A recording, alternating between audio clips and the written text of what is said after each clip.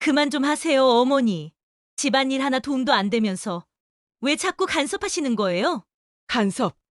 그럼 그동안은 뭘로 버텼다고 생각해? 내 손으로 차린 밥, 내 손으로 돌본 집이었어. 근데 이제 와서 나를 내쫓겠다고? 누가 내쫓았어요? 그냥 이제 각자 자리 지키자는 거죠. 좋아. 자리 지키자. 그럼 식탁부터 정리하자. 누가 진짜 이 집 밥상 지킨 사람인지. 시청하시기 전에 구독과 좋아요는 영상 제작에 많은 도움이 됩니다. 감사합니다. 아침 냄새가 집 안구석을 타고 흘러든다. 끓는 된장국의 냄새. 밥솥에서 피어오르는 김. 익숙한 하루의 소리들이 그대로인데 그 안에 내가 설 자리는 사라져 있었다. 식탁 위엔 그릇이 3개 놓였다. 아들의 것, 며느리의 것, 그리고 빈 칸 하나. 그 자리가 원래 내 자리였다. 예전에는 아침마다 소리가 풍성했다. 남편이 신문을 넘기고, 아들이 커피포트를 올리고, 며느리가 반찬을 내놓을 때마다 그릇 부딪히는 소리 사이로 웃음이 섞이곤 했다. 하지만 오늘의 소리는 다르다. 젓가락 부딪히는 소리가 일정한 리듬으로 이어지다가 누군가 숨을 고르는 소리에 끊긴다. 그게 이 집의 리듬이 되어버렸다. 나는 문가에 서서 식탁을 본다. 밥이 김을 내뿜고 있는데 그 김이 내 쪽으로 오지 않는다. 공기조차 나를 피해 흐르는 것 같다. 어머니, 저희 먼저 먹을게요. 루틴 깨지면 하루가 꼬여서요. 엄마, 앉아. 밥 다 됐어. 괜찮다. 식은 밥은 천천히 먹어야 제맛이지. 그럼 이따가 따로 덜어드릴게요. 그래. 따뜻한 밥은 누구한테나 필요하니까. 그 짧은 말들이 공기 중에 남아 돌았다. 아무도 큰 소리를 내지 않았는데도. 식탁 위는 싸늘했다. 나는 내 손을 내려다봤다. 이 손으로 수십 년 동안 밥을 지었다. 아이를 키우고, 병든 남편을 챙기고, 그릇 깨지면 다시 붙이고, 반찬이 모자라면 덜어줬다. 그런데 이젠 그 손이 어색하다. 밥그릇을 쥘 자리도, 숟가락을 놓을 자리도 없다. 세상이 이렇게 조용하게 사람을 밀어내는 줄 몰랐다. 식탁의 중심이 바뀌면 가족의 중심도 따라 움직인다. 그 사실을 이제야 실감했다. 아들은 고개를 숙였고 며느리는 젓가락을 놓고 천천히 물을 마셨다. 그 사이로 나는 숨을 고른다. 그리고 마음속으로 작은 결심을 한다. 이제 내 밥은 내가 차릴 거다. 누구도 모르게. 그 생각이 내 안에서 밥 냄새처럼 피어올랐다. 그날 아침, 빈 의자 하나가 내 인생의 새 자리가 되었다. 아침이 지나가고 집안엔 조용한 낮이 깔렸다. 햇빛이 오래된 장판 위로 길게 스며든다. 식탁 위엔 식은 국그릇이 남아있고 그 옆에 남편의 장부가 놓여 있었다. 노트는 색이 바랬다. 가죽 표지는 달아 손자국이 깊게 새겨져 있었고 내 이름이 작게 적힌 페이지가 중간쯤에 있었다. 남편이 세상을 떠난 지 석 달째 아무도 그 장부를 열어본 사람은 없었다. 나는 장부를 조심스럽게 펼쳤다. 남편의 글씨는 여전히 반듯했고 글자마다 그 사람의 성격이 남아 있었다. 생활비, 의료비, 모자금, 그리고 마지막 줄, 습관이 재산이다. 단 한 줄이었지만 그 말이 오늘따라 낯설게 보였다. 지금 내게 남은 건 습관도 재산도 아니었다. 그저 비어있는 자리와 말하지 못한 서운함 뿐이었다. 서랍 한쪽엔 유서처럼 접힌 종이가 있었다. 남편의 필체로 적힌 영호에게 그리고 금자에게. 나는 그걸 읽지도 못한 채 접어뒀다. 눈이 먼저 아려와 글자가 흐려졌기 때문이다. 어머니, 그 장부 제가 챙길게요. 세금 정리할 때 필요하거든요. 괜찮다. 이건 우리 집 살림장부야. 살림도 결국 돈으로 움직이는 거잖아요. 효율적으로 관리해야죠. 효율이라 요즘 사람들은 그 말 참 좋아하지. 요즘은요, 감정보다 숫자가 더 확실하대요. 그래야 실수 안 하니까요. 그래서 다들 외로워지는가 봐. 숫자는 말이 없으니까. 정희가 나간 뒤 방 안엔 먼지 냄새만 남았다. 나는 장부를 덮지 못하고 한참을 바라봤다. 남편의 손끝이 지나간 자국이 아직 따뜻했다. 그 사람은 돈이 아니라 순서를 기록했던 거였다. 가장 먼저 밥, 그 다음이 집, 마지막이 사람. 단순하지만 정확했다. 그게 우리 집의 질서였는데, 이젠 그 순서가 뒤집혔다. 이 장부는 숫자의 기록이 아니라 가족이 함께 살아낸 시간의 증거였다. 나는 노트 끝에 연필로 작게 썼다. 이 집의 살림, 아직 끝나지 않았다. 손끝이 떨렸지만 그 문장은 내 하루를 다시 세우는 첫 문장이 되었다. 점심 무렵 정기요금 고지서가 도착했다. 우편봉투 속엔 종이 몇 장이 더 들어 있었다. 부동산 명의 변경 안내문, 그리고 연체 납부 문구가 찍힌 통보서였다. 나는 봉투를 천천히 들여다봤다. 이 집 주소가 아직은 내 이름으로 되어 있었지만 그 이름이 언제 사라질지도 모른다는 생각이 스쳤다. 거실 한쪽에선 정희가 전화를 하고 있었다. 목소리는 낮았지만 단단했다. 서류, 명예, 계약, 관리. 익숙하지 않은 단어들이 부엌까지 흘러들었다. 그 말들이 공기 속에서 돌고 있었다. 총괄, 정리, 이전.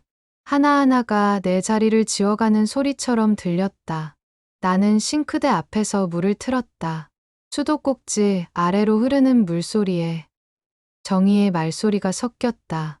그 순간 물소리가 더 시끄럽게 느껴졌다. 네, 이번 달 안으로 다 제 명의로 옮겨주세요. 어머니 건도 제가 대신 처리할게요. 정희야. 그건 조금만. 괜찮아. 행정적인 거야. 깔끔해야 돼. 내 이름은 언제부터 행정이 되니? 어머니, 요즘은 그렇게 해야 편해요. 복잡하게 남겨두면 오히려 손해예요. 손해라 그 말 요즘 참 많이 듣는다. 사람보다 계산이 앞서는 세상이네. 정희의 전화가 끊기고 제 안은 잠깐 조용했다. 나는 싱크대 위 물컵을 들어 올렸다. 물에 비친 내 얼굴이 조금 낯설었다. 명예라는 말이 머릿속을 맴돌았다. 내가 살아온 시간과 내 이름으로 세운 이 집이 이젠 종이 한 장에 담길 수 있는 거구나. 아들의 목소리는 끝내 들리지 않았다. 그저 방 안 어딘가에서 서류가 뒤적이는 소리만 났다. 그게 대화의 전부였다. 나는 물컵을 내려놓고 남편의 장부를 다시 꺼냈다. 손끝이 그 표지를 스치자 종이 안쪽에서 먼지가 흩날렸다. 이름 하나 바꾸는 건 쉽지만 그 이름을 살아온 사람은 그렇게 지워지지 않는다. 그날 밤 나는 처음으로 서류를 직접 챙겼다. 내 이름이 적힌 통장, 낡은 도장, 그리고 남편의 노트를 한데 모았다. 하나하나의 종이가 내가 아직 존재한다는 증거처럼 느껴졌다. 세상은 효율로 굴러가도 사람은 이름으로 살아간다는 걸 그날 처음 뼈저리게 알았다. 낮의 햇살이 길게 기울었다. 거실을 지나 방 안으로 들어오는 빛이 어색하게 느껴졌다. 그 빛이 내 이불 위에 걸쳐져 있었다. 어제까지만 해도 남편이 누웠던 자리였다. 방 안에는 상자가 몇 개 쌓여 있었다. 내 옷, 내 서류, 내 그릇. 이 집의 구석구석을 차지했던 것들이 한순간에 낯선 짐이 되었다. 나는 그 상자들을 바라봤다. 손끝이 떨렸지만 목소리는 차분했다. 조용히, 그러나 분명히 무언가가 변하고 있었다. 내가 이 집에서 점점 작아지고 있었다. 문가 쪽에서는 정희가 팔짱을 낀 채 서 있었다. 그녀의 표정은 단정했다. 마치 오래 준비한 일을 드디어 실행하는 사람처럼 보였다. 어머니, 방 정리 좀 도와드릴게요. 작은 방이 햇볕도 잘 들고요. 동선이 편하실 거예요. 금방은? 그건 누가 쓰는데? 저랑 영우가요. 거실이랑 연결돼 있어서요. 어머니도 그쪽보다 조용한 쪽이 더 나으실 거예요. 그래. 조용한 건 좋지. 너무 조용하면 사람 마음도 멈추니까 금방 적응하실 거예요. 적응이라. 그 말 참 쉽다. 나는 묵묵히 이불을 개었다. 천 사이에 남편의 냄새가 아직 남아 있었다. 햇살이 닿는 자리마다 추억이 한 조각씩 꺼져갔다. 상자를 옮길 때마다 발밑에서 먼지가 일었다. 그 먼지 속엔 내가 살았던 세월이 섞여 있었다. 정희는 이미 다음 일을 생각하는 얼굴이었다. 그 얼굴이 이상하리만큼 평온했다. 아들은 집에 없었다. 그게 오히려 다행이었다. 방문이 닫히는 소리가 작게 울렸다. 그 소리가 내 안에서 메아리 쳤다. 문 하나가 닫혔을 뿐인데 세상 하나가 바뀐 기분이었다. 그날 저녁 나는 처음으로 내 이름이 적힌 문패가 없는 방에서 잠을 잤다. 잠은 오지 않았지만 마음은 고요했다. 이제 내가 어디까지 밀려날 수 있는지 확실히 알게 된 밤이었다. 집 안이 너무 조용해서 결국 밖으로 나왔다. 현관문을 닫는 순간 집 안의 공기와 바깥 공기가 다르다는 걸 느꼈다. 바람이 얼굴을 스쳤다. 그 바람이 차가운 줄은 알지만 오히려 그게 살아있다는 증거 같았다. 골목 끝엔 벤치가 있었다. 남편이 살아있을 때 자주 함께 앉던 자리였다. 그곳은 늘 햇살이 한 조각쯤 머무는 자리였다. 나는 그 벤치에 앉았다. 손에 잡히는 건 따뜻한 종이컵 커피 한 잔. 근처 슈퍼 앞 자판기에서 1,000원짜리 동전 하나를 넣고 뽑은 거다. 커피는 묘하게 쓴맛이 났다. 그 쓴맛이 지금 내 마음과 잘 어울렸다. 그때 맞은편에서 천천히 걸어오는 남자가 있었다. 이웃 만수였다. 늘 그렇듯 말없이 다가와 내 옆에 앉았다. 그는 말이 많지 않은 사람이었다. 그래서 오히려 편했다. 오늘은 햇살이 좋네. 그래. 이상하게 집 안보다 따뜻해. 의자 뺏겨본 사람은 의자 만들 줄 안다더라. 탁자도 새로 깔면 되지. 내가 깔 탁자가 있긴 한가. 있지. 사람이 앉는 자리가 다 탁자야. 마음만 펴면 돼. 그 마음 펴기가 제일 어렵지. 그럼 천천히 하면 되지. 급할 게 뭐가 있어. 해가 서서히 기울었다. 노을빛이 벤치 끝을 물들이고 있었다. 만수는 말이 없었다. 대신 종이컵을 돌리듯 손끝으로 굴렸다. 나는 그 손동작을 멍하니 바라봤다. 평생 집 안에서만 살던 내가 이렇게 바깥 벤치에 앉아 있다는 게 어쩐지 낯설고도 편했다. 커피에 남은 온기가 천천히 식어갔다. 손끝이 차가워질 즈음 마음은 오히려 조금 풀렸다. 그날 처음으로 나는 외로움이 아닌 자유라는 단어를 떠올렸다. 누구에게도 묶이지 않는 순간 그게 이렇게 조용할 줄은 몰랐다. 만수는 자리에서 일어나며 말했다. 내일도 여기 있을 거지? 나는 대답하지 않았다. 대신 커피를 한 모금 더 마셨다. 쓴맛이 덜했고 바람이 부드러웠다. 그날 저녁 내 하루의 공기가 바뀌기 시작했다. 며칠째 집은 고요했다. 식탁의 자리는 여전히 비어 있었고 거실은 텔레비전 소리 대신 시계 초침만 들렸다. 나는 낮 동안 방 안을 천천히 둘러봤다. 버려진 물건들이 이상하게 눈에 들어왔다. 남편의 낡은 조끼, 떨어진 단추, 찢어진 앞치마, 그리고 먼지 쌓인 재봉틀 한 대. 그건 오랫동안 내 손에서 떠나 있던 물건이었다. 남편이 살아있을 땐 내가 그 재봉틀로 옷을 만들었다. 아이 옷도, 커튼도, 심지어 이불 커버도. 바늘 소리는 늘 이 집의 배경음처럼 들렸다.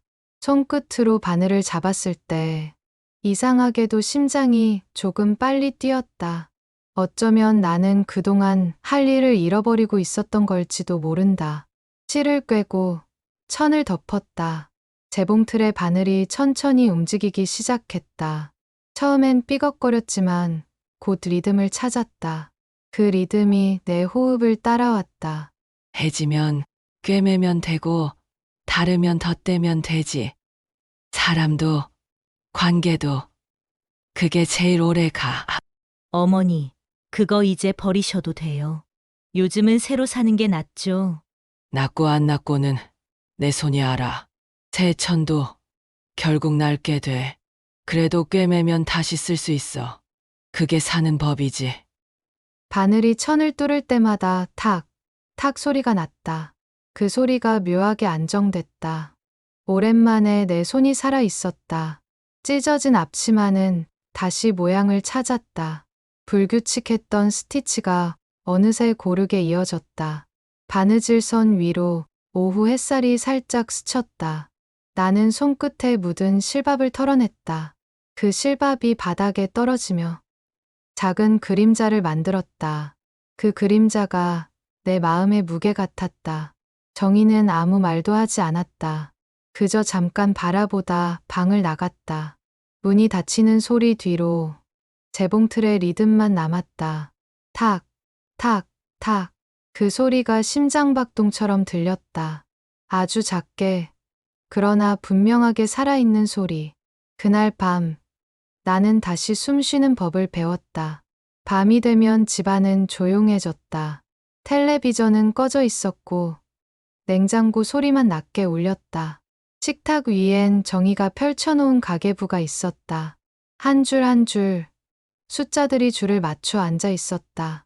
그 옆엔 계산기와 볼펜, 그리고 반쯤 비워진 물컵 하나. 정희는 잔잔하게 펜을 움직였다. 그 펜 끝이 식탁 위를 긁을 때마다 내 마음이 조금씩 달아갔다. 나는 잠시 그 장면을 바라보다가 의자에 앉았다. 하루 종일 재봉틀을 돌렸지만 정작 내 이름은 어디에도 기록되지 않는 기분이었다. 이번 달 생활비는 조금 줄여야겠어요. 식비랑 전기료가 생각보다 많이 나왔어요. 밥이야 먹어야 사는 거지. 줄이면 허기만 남아. 요즘은요, 식비도 관리예요. 효율적으로 해야죠. 효율로 배가 차면 좋겠다. 근데 사람은 효율보다 정으로 사는 거야. 감정으로 살면 손해예요. 그게 현실이에요. 현실이란 게 참 편리하지. 틀린 걸 합리라고 부르기도 하니까. 정희는 아무 대답이 없었다. 그저 가계부의 한 줄을 지우고 다른 숫자를 적었다. 그 소리가 유난히 또렷하게 들렸다. 나는 식탁 위에 손을 올렸다. 그 아래엔 장판의 미세한 진동이 느껴졌다. 마치 이 집이 나에게 묻는 것 같았다. 너는 아직 여기에 있느냐고. 나는 대답 대신 숨을 길게 내쉬었다. 계산기의 화면엔 숫자가 깜박이고 있었다. 그 숫자 속엔 정이 없었다. 밥 한 공기의 온기도, 사람의 체온도. 정희는 조용히 장부를 덮었다. 그녀의 얼굴엔 피곤이 아니라 확신이 있었다. 이제 이 집의 기준은 감정이 아니라 수치였다. 나는 그 자리에 그대로 앉아 있었다. 그리고 마음속으로 다짐했다. 그래, 밥은 줄일 수 있어도 마음까지 빼앗기진 않겠다. 그날 밤, 오래된 전등이 깜빡였다. 불빛 아래 내 손등에 주름이 깊게 새겨져 있었다. 그 주름 사이로 오래된 시간들이 숨 쉬고 있었다. 그건 아직 지워지지 않은 내 이름 같았다. 저녁 밥 냄새가 퍼졌다. 된장국이 끓는 소리, 젓가락 부딪히는 소리, 그 익숙한 일상의 소리들이 오늘따라 낯설었다. 식탁 위엔 3개의 그릇이 놓여 있었다. 그 중 하나가 내 것이었다. 하지만 그 그릇은 아직 반찬도, 밥도 담기지 않았다. 나는 그저 서 있었다. 식탁 옆 문가에 기대어 내 자리였던 그 의자를 바라봤다. 등받이 위에 햇살이 희미하게 닿아 있었다. 그때 정희가 다가와 내 밥그릇을 들었다. 그녀의 손놀림은 매끄러웠고 망설임이 없었다. 마치 늘 해오던 일처럼 자연스러웠다. 그건 내 그릇이지. 네, 어머니. 근데 이제 자리도 좁고요. 깨질까 봐 올려두려고요. 올려두면 안 보이잖아. 사람이 밥 먹는 자리 눈에 보여야 하지 않나. 요즘은요, 필요한 것만 꺼내 쓰는 게 좋아요. 깔끔하잖아요. 깔끔하면 마음도 깨끗해지나 보네. 그게 뭐가 나빠요. 저는 그게 편해요. 편한 게 다 옳은 건 아니야. 편한 게 사람을 비게 만들기도 하지. 정희는 대답하지 않았다. 대신 내 그릇을 찬장 위로 올려놓았다. 그 소리가 작게, 그러나 분명히 울렸다. 그릇이 선반에 닿는 둔탁한 소리. 그 한 번의 소리가 내 안에 깊게 파고들었다. 무언가가 깨지진 않았지만 그보다 더 깊은 금이 마음에 생겼다. 나는 식탁을 바라봤다. 3개의 그릇이 가지런히 놓여 있었다. 그 위엔 내 자리가 없었다. 아들은 고개를 숙였고 정희는 젓가락을 들었다. 그 순간 식탁 위에 공기가 얼어붙었다. 나는 천천히 숨을 들이켰다.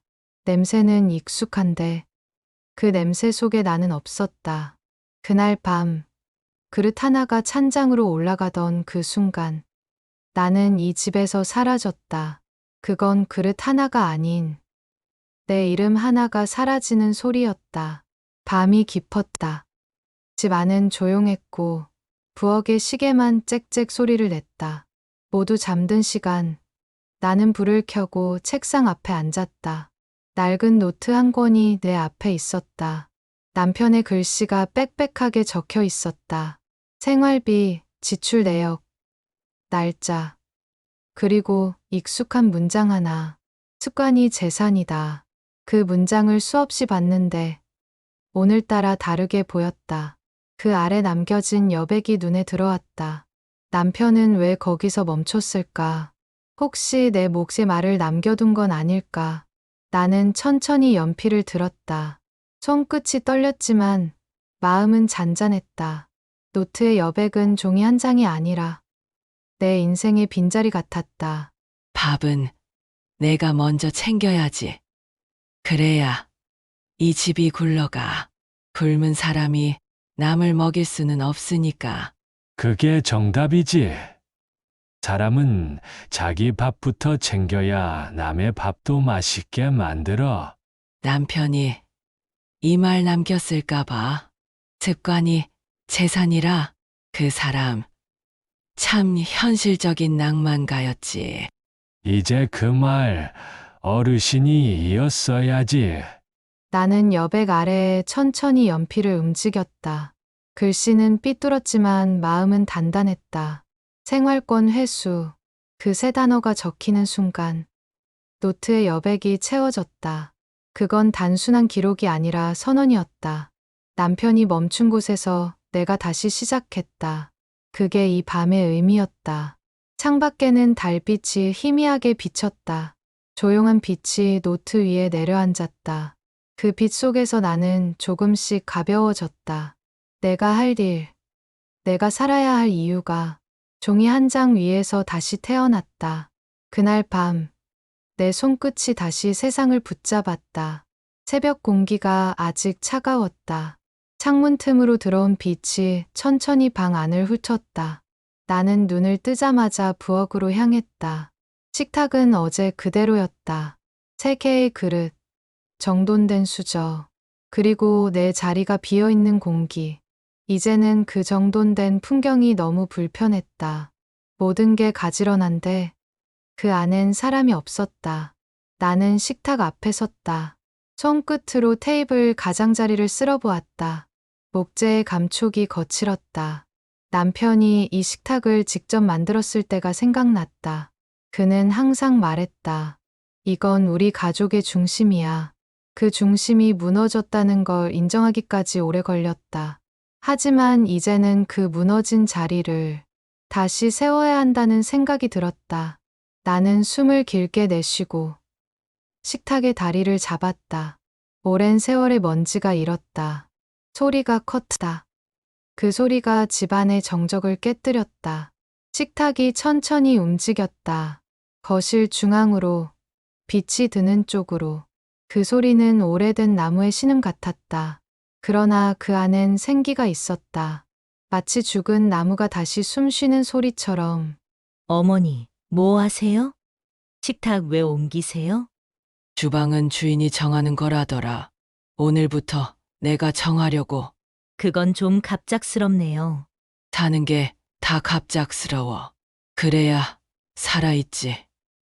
정희는 잠시 말을 잃었다. 그 사이 식탁은 완전히 자리로 옮겨졌다. 햇빛이 식탁 위에 내려앉았다. 그 빛이 따뜻했다. 그동안 어둠에 묻혀있던 식탁이 다시 집의 한가운데로 돌아온 것이다. 나는 의자를 돌려 앉았다. 그 위에 손을 얹자 나무결이 부드럽게 느껴졌다. 내 손바닥이 다시 제자리를 찾은 듯했다. 정희는 아무 말도 하지 않았다. 하지만 그 눈빛엔 낯선 기색이 스쳤다. 그녀는 처음으로 내가 다시 움직이고 있다는 걸 느낀 것 같았다. 식탁 위에는 아직 아무것도 놓이지 않았다. 그럼에도 불구하고 그 빈자리 위엔 이상하게 풍성한 공기가 흘렀다. 나는 조용히 속삭였다. 그래, 이제 시작이다. 그날 새벽, 식탁의 위치가 바뀌면서 이 집의 공기도 함께 움직이기 시작했다. 아침 햇살이 부엌 바닥을 비추고 있었다. 어제 옮겨놓은 식탁 위에 종이 몇 장이 놓여 있었다. 유족연금, 노령수당, 신청서, 안내문. 남편이 세상을 떠난 뒤 한 번도 제대로 읽지 못했던 것들이다. 나는 그 종이들을 한 장씩 펴봤다. 글자들은 낯설고 내용은 복잡했다. 본인 직접 신청 가능. 그 문장만이 유난히 크게 보였다. 지금까지 이런 일은 항상 누군가가 대신했다. 남편이, 아들이, 혹은 며느리가. 나는 그저 이름만 적는 사람이었다. 하지만 오늘은 달랐다. 이제 내 이름으로 해야 할 일들이 남아 있었다. 나는 서랍 속에서 오래된 수첩을 꺼냈다. 전화번호가 적혀 있었다. 글씨는 흐릿했지만 숫자는 또렷했다. 손끝이 떨렸지만 수화기를 들었다. 전화벨음이 3번 울리고 낯선 목소리가 들려왔다. 그 목소리 속에서 세상의 온도가 느껴졌다. 처음엔 차갑게 느껴졌지만 점점 익숙해졌다. 안녕하세요. 유족연금 안내문 보고 전화 드렸어요. 제가 직접 신청하려면 어떻게 해야 하나요? 네, 제가 본인입니다. 필요한 서류 직접 가져다 드리면 되죠? 아니요, 괜찮습니다. 이제부터는 제 손으로 하려고요. 통화가 끝나고 수화기를 천천히 내려놓았다. 부엌의 공기가 조금 달라져 있었다. 창문으로 들어오는 바람이 커튼을 흔들었다. 그 바람이 마치 잘했다고 말하는 것 같았다. 나는 식탁 위 서류를 다시 정리했다. 종이마다 작은 메모를 붙였다. 완료, 제출, 확인. 그 단어들이 내 하루의 목표가 됐다. 남편의 노트 옆에 내 필체가 새로 남았다. 그건 이어 쓰기가 아니라 새로운 한 줄의 시작이었다. 정희는 아직 자고 있었고 집안은 조용했다. 하지만 내 안에서는 작은 소리가 났다. 심장 뛰는 소리, 종이 넘기는 소리, 삶이 다시 움직이는 소리. 그날 나는 처음으로 느꼈다. 세상은 내 편이 아니어도 적어도 내 이름으로 걸 수는 있다고. 새벽보다 조금 늦은 아침이었다. 부엌 안은 조용했고 식탁 위엔 아직 아무것도 차려지지 않았다. 나는 쌀을 씻었다. 손끝에 닿는 찬물이 깨끗했다. 1번, 2번, 3번 헹구며 물 위로 떠오르는 하얀 기포를 바라봤다. 그 하얀 물이 마치 내 마음의 찌꺼기를 씻어내는 것 같았다. 밥솥에 쌀을 붓고 물을 맞췄다. 밥을 지을 때 나는 늘 눈대중으로 했다. 그건 몸이 기억하는 감각이었다. 어릴 때부터 반복해온 일이라 손이 먼저 알고 있었다. 버튼을 누르자 딸깍 하는 소리가 났다. 그 작은 소리 하나로 부엌의 공기가 바뀌었다. 김이 피어오르기 시작하자 내 안에 어둡던 생각들이 서서히 풀려갔다. 오랜만에 느껴보는 냄새였다. 집을 가득 채우는 밥 냄새. 그 냄새는 위로도 선언도 아니었다. 그저 살아있음 그 자체였다. 굶은 사람이 남을 먹일 순 없지. 이젠 내 밥은 내가 지어야겠다. 엄마, 그렇게까지 하실 필요는 없잖아요. 그래, 필요 없을지도 모르지. 그래도 난 하고 싶다. 이게 내 자리니까. 밥솥이 소리를 냈다. 뚜껑을 여는 순간 김이 얼굴을 감쌌다. 그 따뜻함이 오래된 기억을 건드렸다. 남편이 퇴근하던 날, 아들이 첫 월급을 받던 날, 그때마다 밥 냄새가 있었다. 이제 그 냄새가 다시 나에게로 돌아왔다. 나는 밥그릇을 꺼냈다.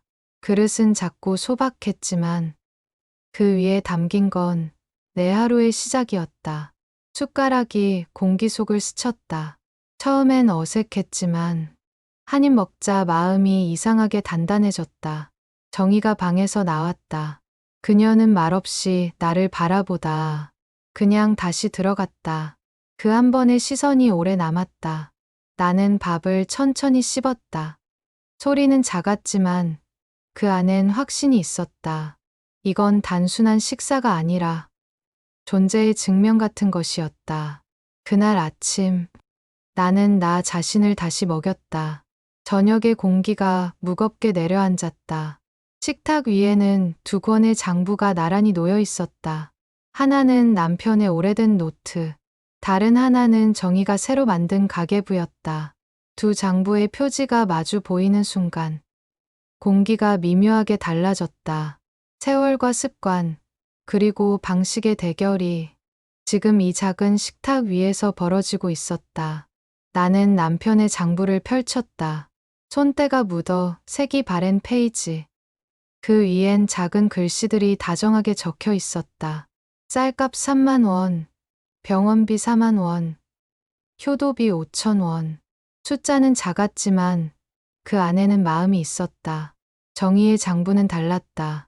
줄이 곱고 표가 깔끔했으며 색깔로 구분된 칸마다 절약, 효율, 계획이라는 글씨가 있었다. 나는 그 장부를 한참 들여다봤다. 정희의 삶은 정돈되어 있었지만 그 안엔 온기가 없었다. 이건 지난 3달치 정리예요. 식비, 공과금, 관리비, 그리고 어머니 개인 용돈까지 정리해봤어요. 용돈이라 언제부터 밥이 용돈으로 바뀌었니? 어머니, 그런 뜻이 아니라요. 그냥 현실적으로 구분을 해야 하니까요. 그럼 현실이란 게 뭐냐? 사람 마음을 표로 나누는 게 현실인가? 숫자는 거짓말 안 해요. 이건 기록이에요. 숫자는 사람이 쓰는 거야. 그래서 거짓도 진심도 다 담기지. 정희의 펜이 다시 움직였다. 나는 그 소리를 듣고 있었다. 그 펜 끝이 종이를 긁는 소리, 마치 칼로 무언가를 자르는 듯했다. 식탁 위엔 두 권의 장부가 놓여 있었다. 하나는 시간의 기록, 하나는 계산의 기록. 나는 그 둘 사이에서 손을 뻗었다. 남편의 장부는 낡았지만 부드러웠고 정희의 장부는 새 것이지만 차가웠다. 나는 그 두 표지를 맞대었다. 딱 소리가 났다. 그 순간 무언가 결정되는 느낌이 들었다. 정희의 눈빛이 흔들렸다. 그녀는 잠시 나를 바라보다 장부를 덮었다. 그리고 식탁 위 공기가 무거워졌다. 숫자와 삶이 맞붙은 저녁. 그날의 침묵은 길었다. 그러나 나는 알았다. 이 침묵이 언젠가 내 편이 되어 돌아올 거라는 걸. 밤이 깊었다. 집 안의 불빛은 대부분 꺼졌지만 안방 쪽 문틈에서 희미한 빛이 새어나왔다. 나는 복도 끝에 서 있었다. 발밑 장판이 식어서 맨발에 차가운 온기가 느껴졌다. 그 문 너머에 아들과 며느리가 있었다. 두 사람의 목소리가 낮게 섞여 나왔다. 속삭임처럼 들렸지만 내 귀엔 또렷했다. 어머니, 문제는 이제 정리해야 돼. 그 한 문장이 벽을 타고 내게 스며들었다. 나는 잠시 숨을 멈췄다. 그 말 속엔 피곤함과 단념이 섞여 있었다. 아들 목소리가 들렸다. 조심스럽지만 약했다. 예전엔 나를 부르던 그 따뜻한 소리가 이제는 타인의 목소리 같았다. 나는 문 앞으로 다가갔다. 문틈 사이로 희미한 빛이 내 얼굴에 닿았다. 그 빛이 따뜻하지 않았다. 손끝이 문 손잡이에 닿았다가 멈췄다. 한 번만 돌리면 문이 열렸다. 하지만 나는 그걸 돌리지 않았다. 문 앞에서 들리는 웃음소리. 그건 일상의 대화였지만 내겐 멀어지는 소리처럼 느껴졌다. 그 소리를 들으며 나는 마음속에서 조용히 하나의 결심을 세웠다. 나 미안해. 근데 지금은 어쩔 수가 없어. 미안은 일이 끝나고 하는 말이야. 아직은 시작도 안 했잖니. 엄마, 조금만 기다려줘. 다 정리되면 그때 같이 생각해보자. 그래, 기다릴게. 근데 그때쯤엔 내가 달라져 있을 거야. 그 말을 남기고 나는 복도를 걸었다. 발자국 소리가 유난히 크게 들렸다. 마치 내가 떠나가는 사람처럼. 문은 그대로 닫혀 있었다. 안에서는 여전히 낮은 목소리들이 오갔다. 그 문 하나가 세상의 경계처럼 느껴졌다. 나는 문턱 앞에서 멈췄다. 한 발만 더 내디디면 안방. 한 발만 물러서면 내 방이었다. 그 짧은 거리에서 인생이 갈렸다. 결국 나는 뒤로 물러섰다. 복도 끝 불빛이 희미하게 흔들렸다. 그 빛이 내 그림자를 길게 느렸다. 그 그림자가 문턱을 넘어가지 못했다. 그날 밤 나는 결심했다. 다음엔 문턱을 넘지 않겠다고. 대신 내 식탁을, 내 자리를 새로 세우겠다고. 문은 닫혀 있었지만 내 안의 문은 조금씩 열리고 있었다. 정오의 햇살이 식탁 위를 가득 채웠다. 창문을 열어두니 바람이 커튼을 흔들었다. 이제 이 식탁은 더 이상 누구의 것도 아니었다. 나는 그 자리를 바라봤다. 한때 이 식탁은 가족의 중심이었다. 이야기가 오갔고 웃음이 흘렀다. 하지만 지금은 숫자와 표정만 남았다. 정희는 장부를 들고 식탁 앞에 섰다. 그녀의 표정엔 확신이 있었다. 정리된 집, 관리된 삶, 그리고 통제된 질서. 그게 그녀의 방식이었다. 나는 조용히 맞섰다. 손끝이 식탁 위를 스쳤다. 이 나무의 결은 내가 닦고 내가 지켜온 것이었다. 그 손끝에 지난 세월이 다 묻어 있었다. 정희는 한쪽 입꼬리를 올렸다. 그 작은 미소 안에는 오래된 무시가 들어 있었다. 그때 내 안에 무언가가 천천히 깨어났다. 이제는 말해야 했다. 나를 지우려 했던 자리에서 다시 나를 세워야 했다. 그만 좀 하세요, 어머니. 집안일 하나 도움도 안 되면서 왜 자꾸 간섭하시는 거예요? 간섭. 그럼 그동안은 뭘로 버텼다고 생각해? 내 손으로 차린 밥, 내 손으로 돌본 집이었어. 근데 이제 와서 나를 내쫓겠다고? 누가 내쫓았어요? 그냥 이제 각자 자리 지키자는 거죠. 좋아. 자리 지키자.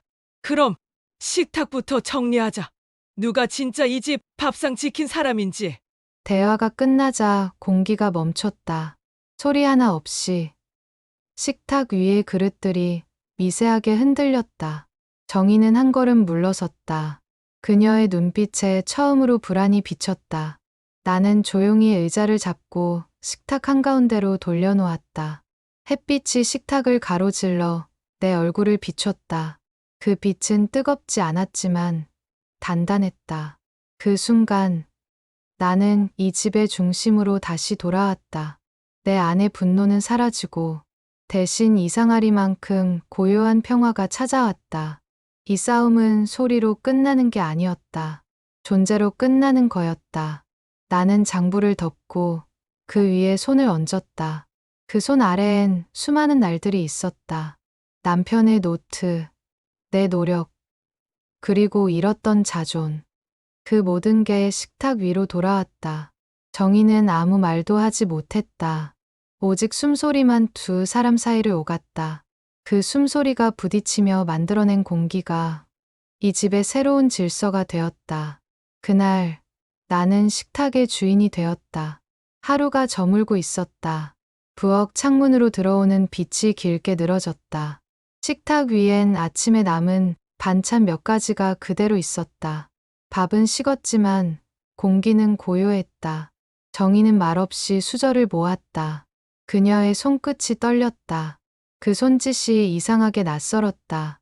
마치 그동안의 단단함이 조금 풀린 듯했다. 나는 맞은편에 앉아 있었다. 오늘따라 식탁의 나무결이 부드러워 보였다. 이 식탁은 오래된 상처를 품고 있었지만 그 상처 위로 새 결이 생기고 있었다. 정희가 잠시 나를 바라봤다. 그 눈빛엔 처음 보는 감정이 있었다. 서운함도 미움도 아닌 그냥 오래 묵은 피로 같은 것. 어머니, 이 집 이제 어머니 뜻대로 하세요. 저도 이제 조금 내려놓을게요. 내 뜻대로라. 그건 별거 아니야. 그냥 밥 냄새 나는 집이면 돼. 그게 제일 어려운 일 같아요. 요즘은 다들 냄새를 지우고 살잖아요. 그래도 사람 사는 데는 냄새가 있어야 해. 그게 사람 냄새니까. 식탁 위엔 남은 반찬 그릇이 2개 있었다. 하나는 정희 앞에, 하나는 내 앞에. 둘 다 비어 있었다. 그 빈 그릇 속에 이상하게 따뜻한 공기가 맴돌았다. 정희가 자리에서 일어나며 말했다. 차 한 잔 드릴게요. 그 말이 이상하게 고맙게 들렸다. 나는 아무 대답도 하지 않았다. 대신 식탁 위를 손바닥으로 쓸었다. 그 표면이 매끄러웠다. 오늘 하루가 참 길었다. 그 길이만큼 서로의 마음이 조금은 닿은 것 같았다. 창밖엔 노을이 지고 있었다. 빛이 붉게 스며들며 부엌 전체를 덮었다. 그 빛 속에서 식탁이 반짝였다. 이 집은 여전히 오래된 나무 냄새가 났다. 그리고 그 냄새가 살아있는 증거였다. 세월이 흘렀다. 이제 나는 70이 되었다. 남편이 떠난 지도 오래고 아들은 다른 도시로 이사 갔다. 정희는 여전히 바쁘게 살지만 가끔 전화로 안부를 묻는다. 그때마다 나는 웃으며 말한다. 괜찮다. 잘 지내고 있다. 그 말이 이제는 진심이 되었다. 나는 여전히 이 집에 산다. 식탁은 그 자리에 있고 매일 아침 밥을 짓는다. 쌀을 씻고 물을 붓고 김이 피어오를 때면 어느새 하루가 시작된다. 그때마다 생각한다. 사람이 사는 일은 결국 밥을 짓는 일과 같다. 물을 맞추고 불을 조절하고 시간을 기다려야만 비로소 익는다. 성급하면 설익고 너무 늦으면 타버린다. 그 적당한 온도를 맞추는 게 인생의 기술이다. 봄에는 마당에 꽃을 심는다. 여름엔 새소리가 들리고 가을이면 햇살이 따뜻하고 겨울에는 창가에 앉아 차를 마신다. 사계절이 돌고 돌아도 내 하루는 그다지 특별하지 않다. 하지만 이상하게 그 평범함이 제일 큰 위로가 된다. 식탁 위엔 여전히 4개의 의자가 있다. 하나는 나, 하나는 영호, 하나는 정희, 그리고 마지막 하나는 남편 자리다. 이젠 아무도 그 자리에 앉지 않지만 나는 매일 그 자리를 닦는다. 그게 내 습관이자 기도 같은 일이다. 어쩌면 인생은 지워지는 사람과 남는 사람의 이야기가 아니라 각자의 자리를 다시 찾아가는 여정인지도 모른다. 나는 한동안 내 자리를 빼앗겼다고 생각했지만 이젠 안다. 자리란 누가 주는 게 아니라 스스로 만들어가는 거라는 걸.